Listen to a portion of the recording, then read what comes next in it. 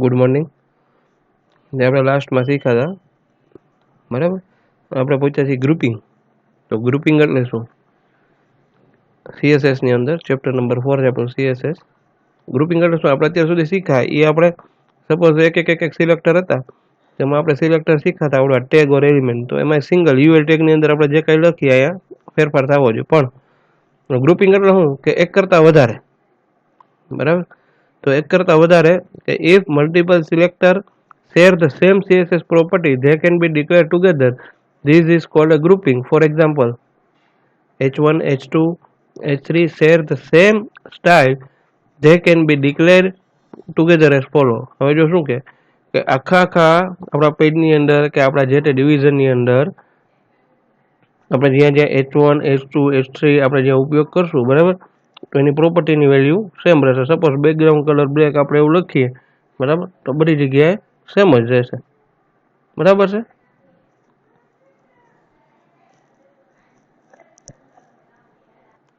એટલે કે H1, H2 અને H3 આ ત્રણેય ટેગ આપણે જે પેજમાં યુઝ કરશું, બરાબર, તો એની પ્રોપર્ટી જે આપણે સેટ કરેલી છે બધામાં સરખી લાગશે. પછી વોટ ઇઝ ઇનહેરિટન્સ? તો the tags have a parent child relationship. For example, title tag is always inside the head tag. હા, આપણે જ્યારે HTML નું ફોર્મ બનાવીએ છીએ, બરાબર, એક મિનિટ સમજાવું એક્ઝામ્પલ જ.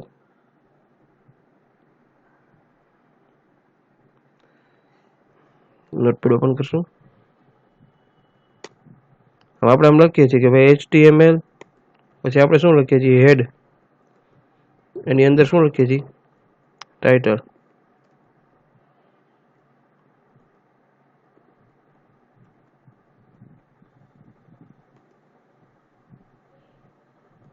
તો ખાલી સમજાવવા માટે છે.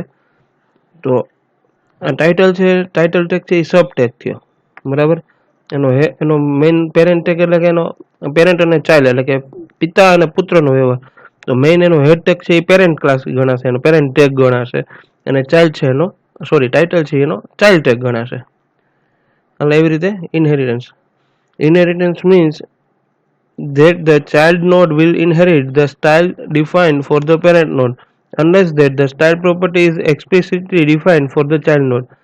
શું કહે છે કે જે પિતાનું છે, મતલબ કે જે પેરેન્ટ ક્લાસ છે આપણો હેડ ટેગ, એ ટાઇટલને મળવાનો જ છે, પણ જો ટાઇટલ ટેગ છે એ હેડને મળવાનો નથી. સપોઝ આપણે જો એક સિમ્પલ એક્ઝામ્પલ આપ્યું છે કે CSS ની અંદર આપણે કોડ કર્યો છે કે પી ટેગ કલર એનો આવડવા જે આપણે કોડ લખ્યો છે એનો એ, અને સ્ટ્રોંગ ટેગ ફોન્ટ સાઇઝ 16, બરાબર. તો આપણે પેરેગ્રાફ છે એ પેરેન્ટ ક્લાસ તરીકે ઉપયોગ કર્યો. તો પેરેગ્રાફ ટેગ છે એ કર્યો ધીસ ઇઝ એક્ઝામ્પલ, એની અંદર આપણે તેનો ઉપયોગ કર્યો સ્ટ્રોંગ ક્લાસ, બરાબર. એટલે કે મેઇન ટેગ આપણો પી ગણાશે, એની અંદર સબમાં આપણે કયો લઈ લીધો સ્ટ્રોંગ ક્લાસ, એનો ટેગ લઈ લીધો. ઠીક છે, આ કહેવાય inheritance. This is example showing HTML inheritance. જો આટલી વસ્તુ બોલ્ડ આવશે, કારણ કે આપણે કેમાં લખ્યું હોય શોઈંગ ધ HTML ઇનહેરિટન્સ, એ આપણે બોલ્ડમાં લખ્યું છે. બાકીનો ઉપરનો છે એ ક્યાંય નોર્મલ જ આવશે. This is an example. હવે આવે છે મલ્ટિપલ ક્લાસીસ, બરાબર. તો મલ્ટિપલ ક્લાસીસ એટલે શું આપનું નોલેજ હોવું જોઈએ કે એક કરતાં વધારે ક્લાસનો આપણે CSS ની અંદર ઉપયોગ કરીએ એના આપણે શું કહેવાય મલ્ટિપલ ક્લાસીસ કહેવાય. It is possible to include multiple classes at the same time. For example, assuming we have the following CSS declaration. હવે આપણે મેં બે ક્લાસ બનાવ્યા છે, ડોટથી એક્સેસ કર્યા એટલે મારા ક્લાસ છે. એમાં અપ્લાય લાર્જ અને અપ્લાઇડ બે છે, અપ્લાઇડ ED અને અપ્લાઇડ લાર્જ આવી રીતે બે લખ્યા.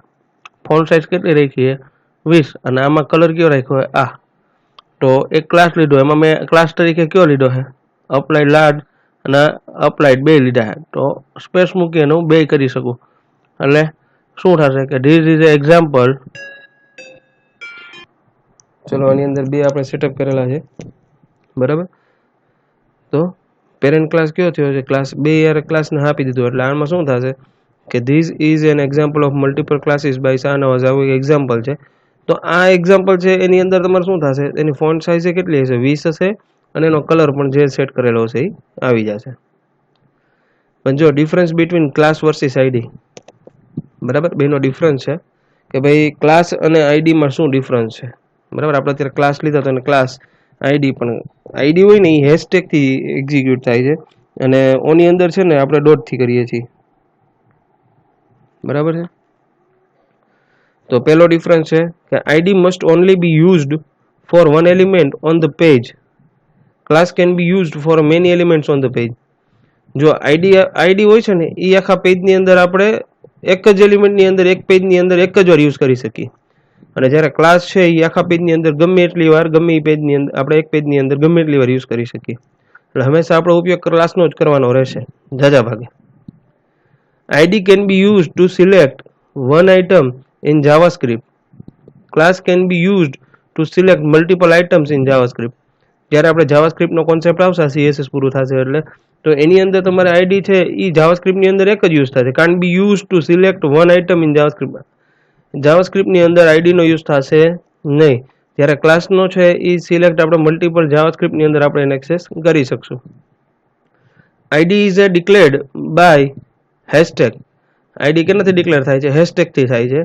Before the selector name and, એટલે કે જે આપણે નામ રાખ્યું હોય, સપોઝ આપણે અહીં રાખ્યું તો અહીંયા આગળ જે ડિક્લેર કર્યું CSSમાં તો આગળ અહીંયા હેશ સાઇન આવે.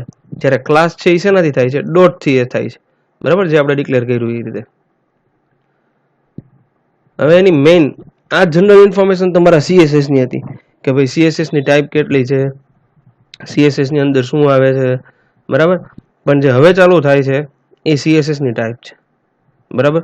તો CSSને કેવી રીતે બનાવી, કેવી રીતે યુઝ કરી, તો આપણે પહેલાં છે ને એને એક્ઝામ્પલ જોવા માટે શું કરશું, બધું મિનિમાઇઝ કરી દઈએ, બરાબર. અને મારા નામનું ફોલ્ડર છે એની અંદર આપણે રાઈટ ક્લિક કરી ફોલ્ડર બનાવી દઈએ કે ભાઈ CSS, આની અંદર એક્ઝામ્પલ. એમાં 3 ટાઈપ છે, આની 3 ફોલ્ડર બનાવી નાખીએ એટલે આપણે એક્ઝામ્પલની ખબર પડે. એમાં 3 ટાઈપ છે, કઈ કઈ છે? ઇનલાઇન, ઇન્ટરનલ અને એક્સટર્નલ. 3 યાદ રાખજો. ઇનલાઇન,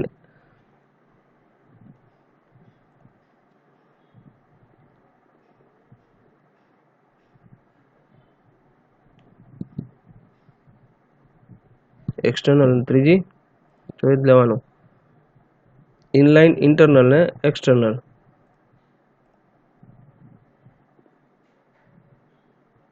આ 3 વસ્તુ થઈ ગઈ, બરાબર. અને એને એક્ઝામ્પલ જોઈએ એટલે ખબર પડે.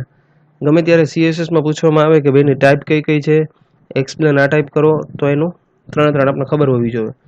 એમાં પહેલી ટાઈપ છે ઇન્ટરનલ એમ્બેડેડ સ્ટાઇલ શીટ. એને ઇન્ટરનલ આપણે એમ્બેડેડ સ્ટાઇલ શીટ પણ કહી શકીએ છીએ, બરાબર. Use an internal style sheet when you want to HTML document you have unique style. An internal style sheet is defined using a style tag and goes in the head section of an HTML document. શું કહે છે કે તમારી પાસે જો HTML file છે, બરાબર, એ ફાઇલને તમારે વ્યવસ્થિત સારી રીતે યુઝ કરવો છે, એને કેવી રીતે સેટ કરવું, બરાબર, તો તમારે આ જ ડોક્યુમેન્ટ હેડ ટેગમાં લખવાનું રહે, એટલે કે એક જ ફાઇલની અંદર, એમાં ક્યાંય બીજી ફાઇલની જરૂર પડશે નહીં, બરાબર. કઈ હતી આપણે પહેલી નામ આપ્યું હતું? ઇન્ટરનલ, બરાબર. ઇન્ટરનલ અથવા તો એમ્બેડેડ, આપણે એને બે કહી શકીએ. આવી રીતે 3 ટાઈપ છે, ઇનલાઇન અને એક્સટર્નલ. તો પહેલા આપણે એક્ઝામ્પલ જોશું. The style tag specify the content type of style sheet with its type attribute which should be set to text or CSS. આવી રીતે એને એટ્રીબ્યુટ સેટ કરવાનો રહે. પહેલું એક્ઝામ્પલ જોવા જઈ રહ્યા છીએ, કેનું છે? ઇન્ટરનલનું, બરાબર. એટલે ઇન્ટરનલ યાદ રાખજો. ઇન્ટરનલ એટલે કે CSS નું કોડિંગ એ HTML ફાઇલ ડોક્યુમેન્ટની અંદર જ આવી જાય, ક્યાંય એના માટે તમારે એક્સ્ટ્રા કઈ ફાઇલ બનાવવી પડતી નથી. તો સૌથી પહેલા શું કરશું આપણે? ચલો કે ભાઈ ચેક કરીએ. પહેલા નોટપેડ ઓપન કરશું. ચલો, નોટપેડ ઓપન થઈ ગયું. આ ફાઇલને સેવ કરશું. CSS ની અંદર કઈ હતી? ઇન્ટરનલ. તો અહીંયા ઇન્ટરનલ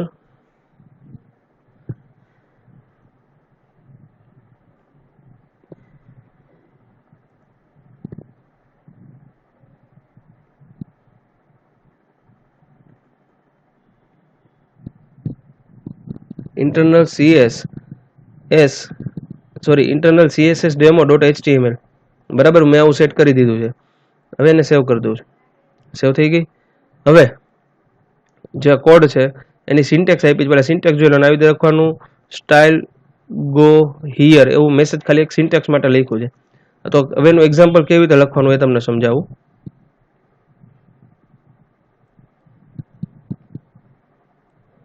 હવે ફાઇલ તો આપણે HTML સેવ કરી છે, બરાબર.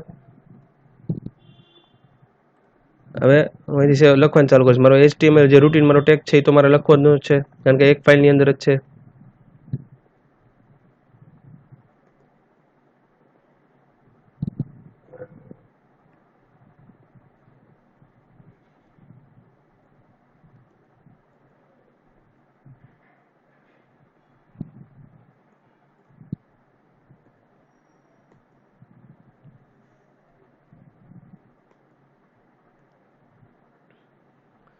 તો બોડી ટેગ આવી ગયો.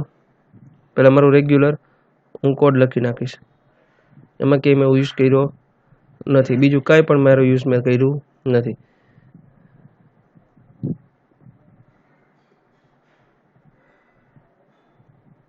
અમારું રેગ્યુલર કોડિંગ થઈ ગયું, બરાબર.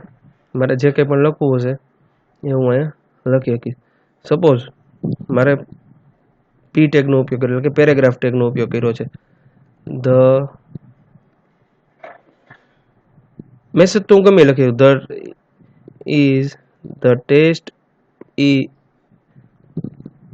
In this paragraph. મેં ખાલી આટલું લખું. એમાં ભલે એક્ઝામ્પલમાં ભલે ચલો લખી નાખીએ. એટલે તમને એ મેસેજ તો ગમે લખી શકીએ, એ કંઈ ઉપાધિ નથી, બરાબર.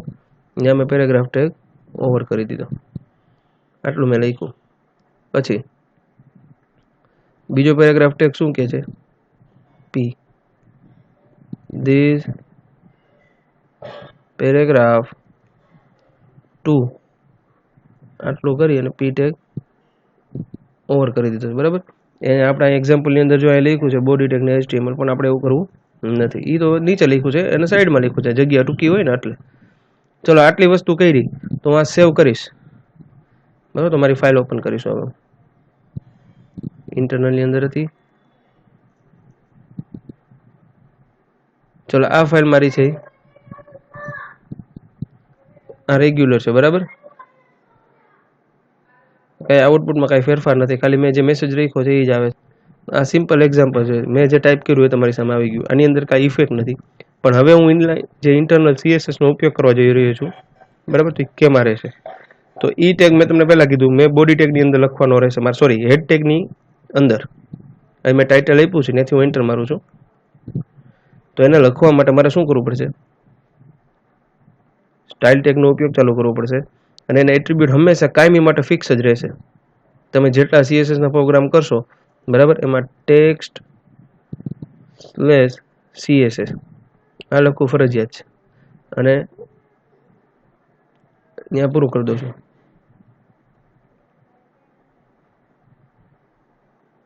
હજી આઉટપુટ મારું સેમ જ રહેશે, મેં બીજું કાંઈ કર્યું નથી. હવે એ જોવાનું છે કે મેં આની અંદર કયા ટેગનો ઉપયોગ કર્યો છે, બરાબર.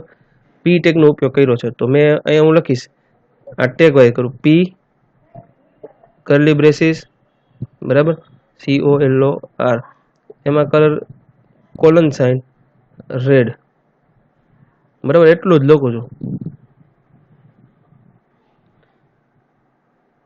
કલર કેવો થઈ જશે કે જે મેં અહીંયા યુઝ કર્યો છે, બરાબર. કલર અહીં જે પેરેગ્રાફ ટેગનો યુઝ કર્યો છે એનો કલર કેવો થઈ જાવ જોઈએ? તો કે રેડ થઈ ગયો. પછી આની અંદર મેં એવું લખવું છે મારે, BODY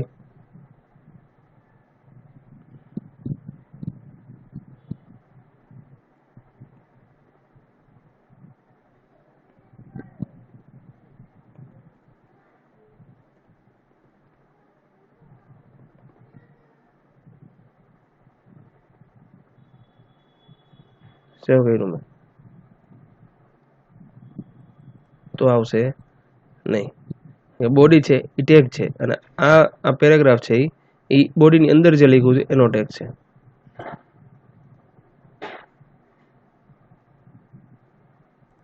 થઈ ગયું.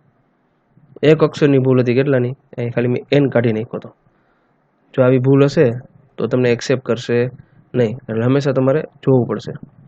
જો આ પેરેગ્રાફ ટેગ છે એ મેં લખ્યો, તો આ પેરેગ્રાફ ટેગ ક્યાંય પણ મેં ઉપયોગ કર્યો તો થઈ ગયું, પણ એ તો ખાલી એટલું લખવા પૂરતું જ છે. હવે જો પેરેગ્રાફ ટેગની બહાર લખીશું ક્યાંય પણ, બરાબર, સપોઝ મેં અહીંયા લખ્યું છે કે ભાઈ H1 ટેગ, એમાં SPKM લખ્યું છે,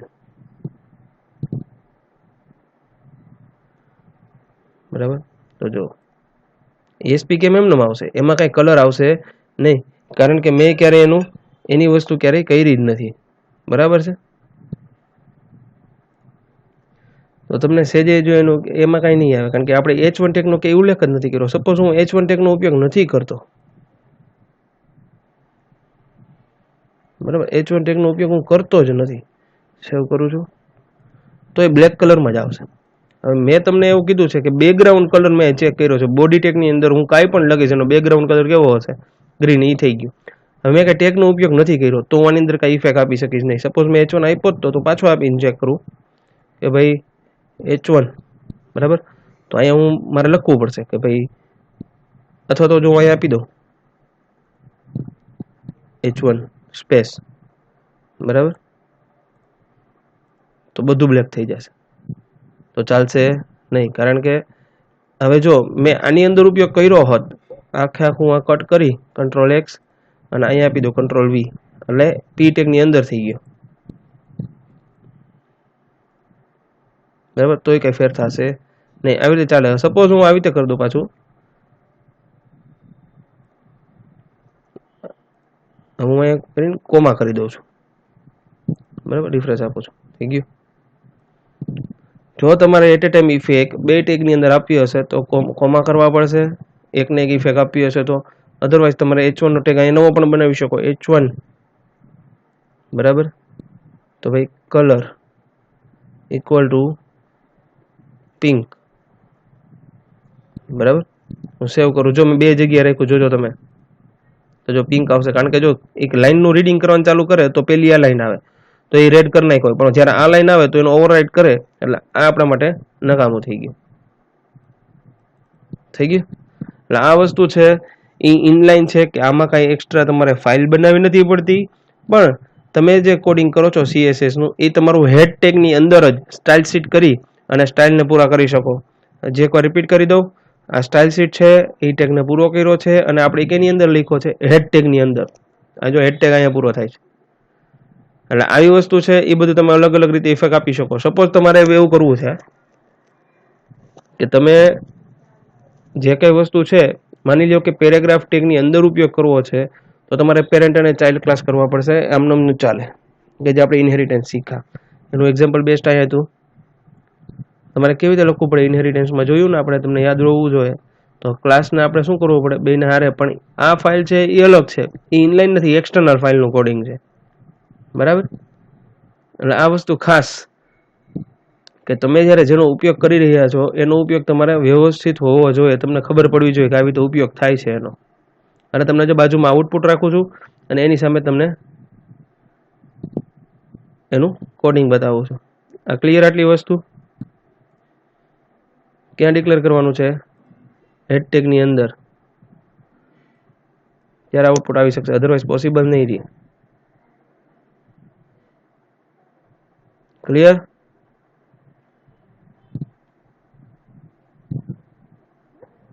ફાઇલનું કોડિંગ છે તમારી સામે રાખું છું, બરાબર. તમારી બુકમાં પણ આપેલું છે, પણ મેં થોડુંક એક્સ્ટ્રા કરાવેલું હોય છે.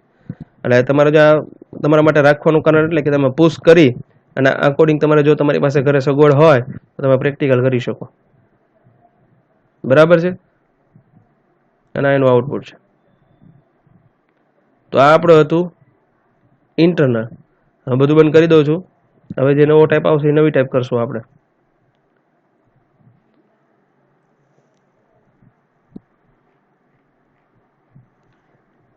બીજી આવે છે ઇનલાઈન, બરાબર. સાવ સેલી, સાવ સિમ્પલ, બરાબર. કે જ્યારે શું હોય કે એકાદું પેજ હોય, એક કરતાં વધારે પેજ નહીં, ખાલી એક જ પેજ પૂરતું જ આપણે ખાલી કામ મહત્વનું હોય ત્યારે આપણે બનાવી શકીએ. સપોઝ આપણી પાસે એક જ પેજ છે, એક જ ફોર્મ બનાવવું છે તો આ એક પૂરતું મર્યાદિત છે કે એ જાજો ઉપયોગ આનો ઓછો થાય છે જનરલી. તો જોઈએ ચલો inline styles can not be reuse at all period. શું કે છે કે દર વખતે આ કોડનો રીયુઝ નથી કરી શકતા, બરાબર, કારણ કે આપણે અલગ જગ્યાએ કોડ એનો ઉપયોગ કરી શકીએ નહીં, કારણ કે એક જ ફાઇલ પૂરતી મર્યાદિત છે. સેમ ઓની જેમ ઇન્ટરનલની જેમ ઇન્ટરનલમાં આપણે કરી શકીએ પણ એ એક પેજ પૂરતું જ, આમાં તો ખાલી એક લાઇન પૂરતું, એના પછી રિપીટ ના કરી શકીએ. Inline styles are place directly inside the HTML element in the code. આ ક્યાં હતું, આપણે જે ઇન્ટરનલ મૂક્યું એ આપણે હેડટેગમાં મૂકતા હતા, પણ આ જ્યારે ક્યાં મૂકવામાં આવે છે, ડાયરેક્ટ ક્યાં મૂકવામાં આવે છે કે ભાઈ જે તે આઇટમના કોડ ઉપર કે જે જગ્યાએ ત્યાંનો યુઝ થતો હોય. મતલબ કે આપણે પેરેગ્રાફ ટેગ છે ઉપયોગ કરીશું એની અંદર જ કોપી થઈ જશે, સ્ટાઇલ લખી અને કરી શકીએ. જોઈએ ચલો એક્ઝામ્પલ જોશું જેનું. We can not use the style builder to make an inline style. શું કહે છે કે આપણે એને સ્ટાઇલ બિલ્ડર તરીકે ના શકીએ કે સિમ્પલ એને એક સ્ટાઇલ આપણે સોંપી શકીએ. Instead to purposely create a inline style required you to go in to the HTML code and type the style yourself. કે પર્ટિક્યુલર એક ટેગ માટે આપણે જરૂર જોતો હોય તો આપણે એ ટેગની અંદર જ આપણે એને ટાઈપ કરવાનું રહીએ, બરાબર. Therefore, the use of inline style should be kept to a absolute minimum. Use inline style only as a last resort. પણ શું કહે છે કે છેલ્લે કાંઈ ઓપ્શન ના વધે તો છેલ્લું એક ઓપ્શન છે કે ને કે લાસ્ટ જે વધ્યું છે તો એના જેવી કે ભાઈ એક વસ્તુ માટે ઉપયોગી છે, બહુ જાજો એનો કંઈ કોડ છે નહીં. એનું એક્ઝામ્પલ જોઈએ પણ પહેલાં થિયરી આ જો એક સમજાવ્યું છે કે સપોઝ આપણે પેરેગ્રાફ ટેગ લીધો છે તો એની અંદર સ્ટાઇલ ઇક્વલ ટુ કરી અને આપણે એને એક્સેસ કરી શકીએ કે ભાઈ ફોન્ટ સાઇઝ 14 અને એની પર્પલ, બરાબર, એનો કલર છે પર્પલ. આપણે એક્ઝામ્પલ જોઈએ. The style is embedded inside the HTML elements using the style attribute. હા, કે આ સ્ટાઇલ શીટનો ઇનલાઇનનો ઉપયોગ કરવા માટે તમારે HTML ટેગની અંદર તમે કરી શકો, બરાબર, અને એનો એટ્રીબ્યુટ કયો છે તો કે ભાઈ સ્ટાઇલ છે. જો આપણે જોઈએ છીએ અહીંયા style. The above style can not be reused at all, it will only targeted the one paragraph. શું કહે છે કે આ સ્ટાઇલ આપણે જે આની અંદર કર્યું છે તો આની અંદર જે આપણે ટાઈપ કરશું એના પૂરતું જ મર્યાદિત છે, બીજી તમે કે કરી શકશો નહીં, બરાબર. એડવાન્ટેજીસ છે એના જોઈએ. Useful for small quantities of style definition, કે નાની એવી જગ્યા માટે આ વસ્તુ જરૂરી છે કે જેમાં આપણે જરૂર પડતી હોય એના માટે એક જ ફાઇલ માટે.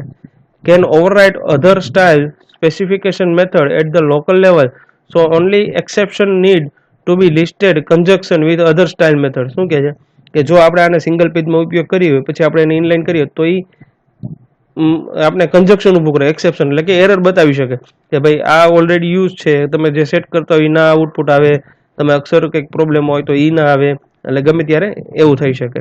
સિમ્પલ છે. એક્ઝામ્પલ જોઈએ ચલો ઇનલાઇન સ્ટાઇલ્સ, બરાબર. તો આપણે પહેલા નોટપેડ ઓપન કરી લઈએ.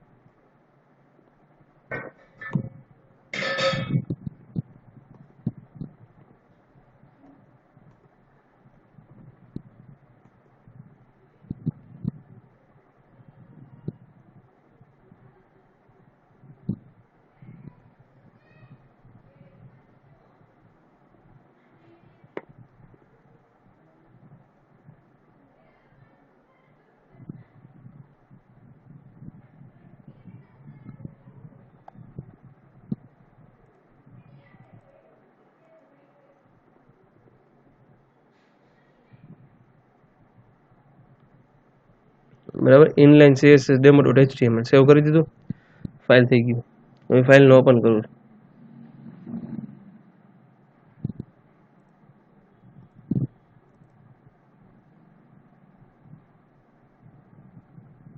બરાબર. સિમ્પલ ને સોબર વસ્તુ આવી જેમ આવતી હતી.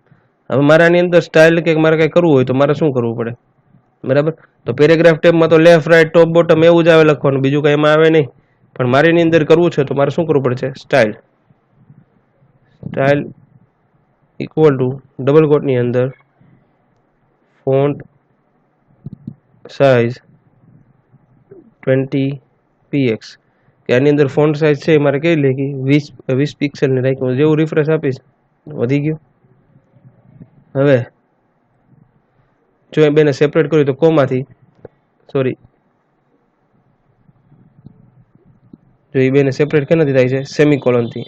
આ જે બે ટપકા આવે છે એને કોલન કહેવાય, આને સેમિકોલોન કહેવાય, બરાબર. કલર જેમ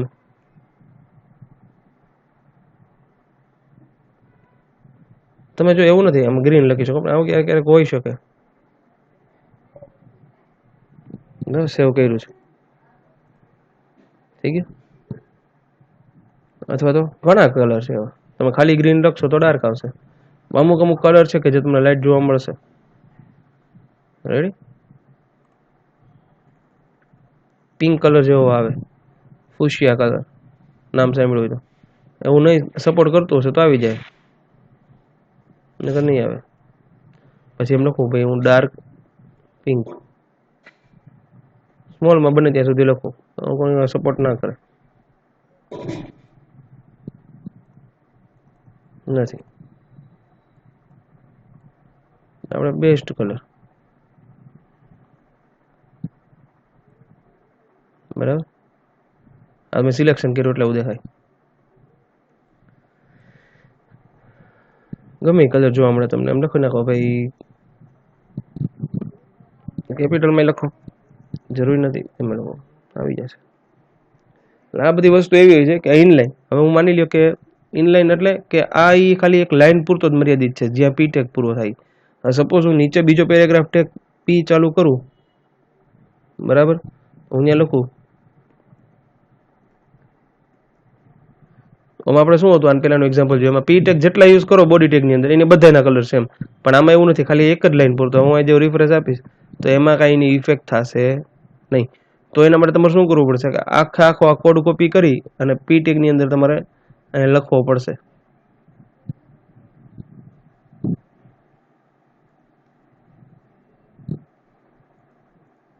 બરાબર, તો આવશે, બાકી નહીં આવે.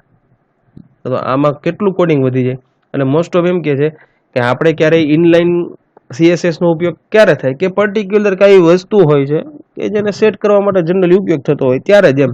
બાકી ઇનલાઈન નો કઈ ઉપયોગ થતો નથી.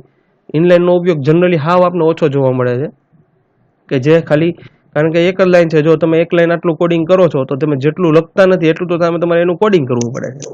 એટલે ઇનલાઈનની અંદર આ આપને બેનિફિટ નથી મળતો, એનો ડિસએડવાન્ટેજ છે કે આપણે જેટલી લાઈનમાં ફેરફાર કરવો હોય તો કરી શકીએ. સપોઝ આ તો પેરેગ્રાફ ટેગ લખો, પણ પેરેગ્રાફ સિવાય હું ગમે ત્યાં લખીશ, બરાબર, સેવ, તો એ નોર્મલ જ આવશે. સપોઝ બોડીની અંદર મારો યુઝ કરવો છે, બરાબર, હું તો STYLE ઇક્વલ ટુ ડબલ કોટની અંદર સી, ચલો એનો પ્રોપર્ટી બીજી કલર છે,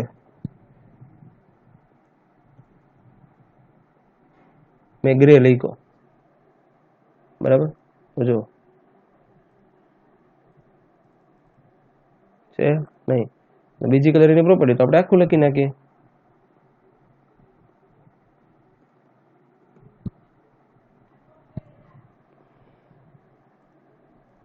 થઈ ગયું.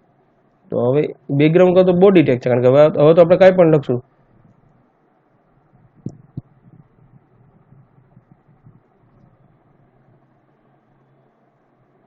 બરાબર. તો એ બધું તો બેકગ્રાઉન્ડ કલર ચેન્જ જ રહેશે, કારણ કે આપણે મેઇન ટેગ કેનો ચેન્જ કરી રહ્યો બેકગ્રાઉન્ડ કલરનો. બાકી જો તો આ જે રેડ છે એમ ના આવે, બરાબર. એટલે આવી વસ્તુ ઘણી છે, તમારે તમે કરી શકો. સપોઝ તમે એમ કરો છો, બરાબર, રેડ, તો હું અહીંયા પણ આપી શકું,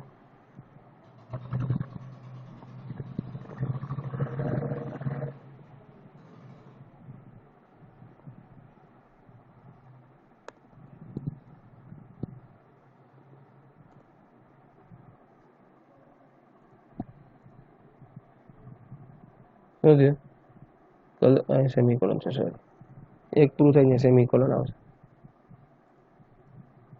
થઈ ગયા વાઈટ. તો ઓલા તો રેડ જ રહ્યા, કારણ કે આપણે એની અંદર એની સ્ટાઇલ શીટ અલગ આપણે આપેલી છે, એમાં કાંઈ ફેર નહીં પડે. પણ એ સિવાય તમે બોડી ટેગની અંદર લખશો તો તમારે કેવા કલર આવશે? તો વ્હાઈટ આવશે, એમાં બી વ્હાઈટ આવ્યા.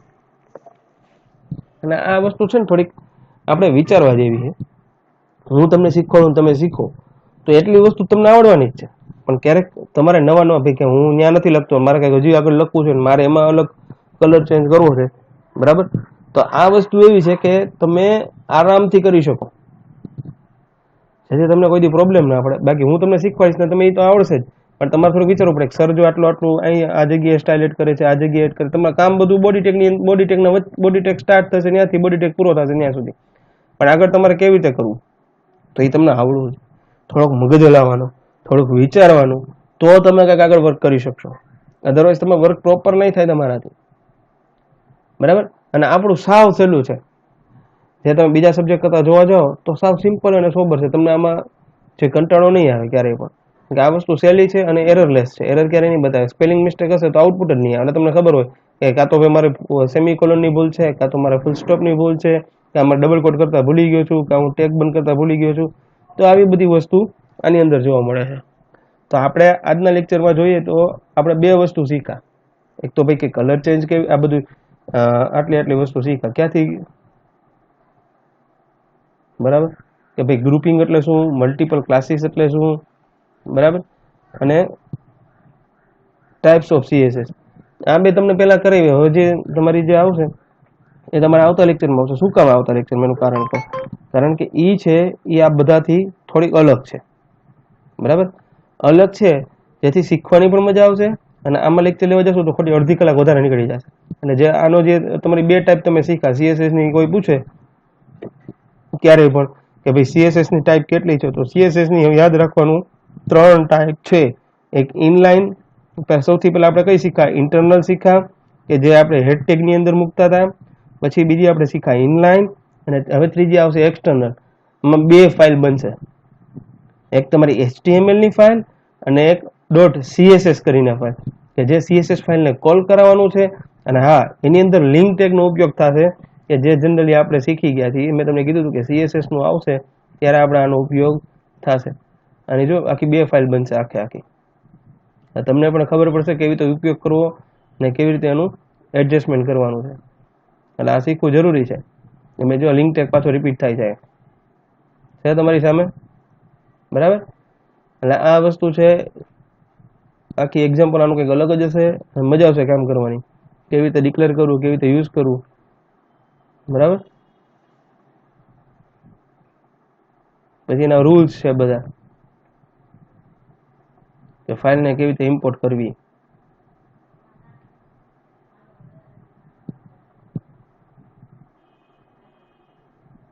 એની ફોન્ટ ફેમિલી છે, ફોન્ટને કેવી રીતે ઉપયોગ, નામ આપવા. એને કહેવાય ફોન્ટ. એટલે આપણે જ્યારે ફોન્ટ ફેમિલી સેટ કરીએ ને, નામ આપીએ ને આપણે ફોન્ટ, એ છે. પછી ફોન્ટની property, font family, font size, આ બધી આપણે ઉપયોગ કરવાનો છે આવી રીતે. Suppose font family Verdana, font family Arial, તો આ બધું સેટ થશે. એનું છે કાંઈ અઘરું નથી એવું બધું. ખાલી તમને આમાં લાગે કે ભાઈ આ દેખાવમાં અઘરું, પણ છે કાંઈ નહીં આની અંદર. સાવ સહેલામાં સહેલું છે, કાંઈ અઘરું નથી, એક કઈ વસ્તુ અઘરી નથી, બરાબર. CSS ટેક્સ્ટ પ્રોપર્ટી છે, આ બધી આપણે અલગ અલગ એની અંદર શીખવામાં આવશે, બરાબર. તો એક વસ્તુ બધું પ્રેક્ટિકલ ટોટલી વસ્તુ કરાવે છે. એટલે તમારે એ કંઈ મૂંઝાવા જેવી વસ્તુ જ નથી. અટકે ત્યાં હું બેઠો છું, પણ સામે તમારે થોડીક પ્રેક્ટિસ કરવી પડશે અને વ્યવસ્થિત તમારે ધ્યાન દેવું પડશે. ઓકે, તો હવે જે આપણે પ્રેક્ટિકલ કરશું, ક્યાં પહોંચ્યા હતા? તો કે ભાઈ એક્સટર્નલ સ્ટાઇલ છે નાની, એવું બધું કંઈ અઘરું નથી, બરાબર છે. તો ખાલી એને આવી રીતે ફાઇલ બનાવવી પડશે અને આ ફાઇલને કોલ કરાવશું. આપણે જોશું આવતા લેક્ચરમાં, બરાબર છે. અને હા, અસાઇનમેન્ટ 1-2 દિવસમાં નાખું છું ગ્રુપમાં. તમારે અસાઇનમેન્ટ બીજા યુનિટનું બનાવવાનું રહેશે. ઠીક છે, ઓકે ધેન, ગુડ બાય, ચલો.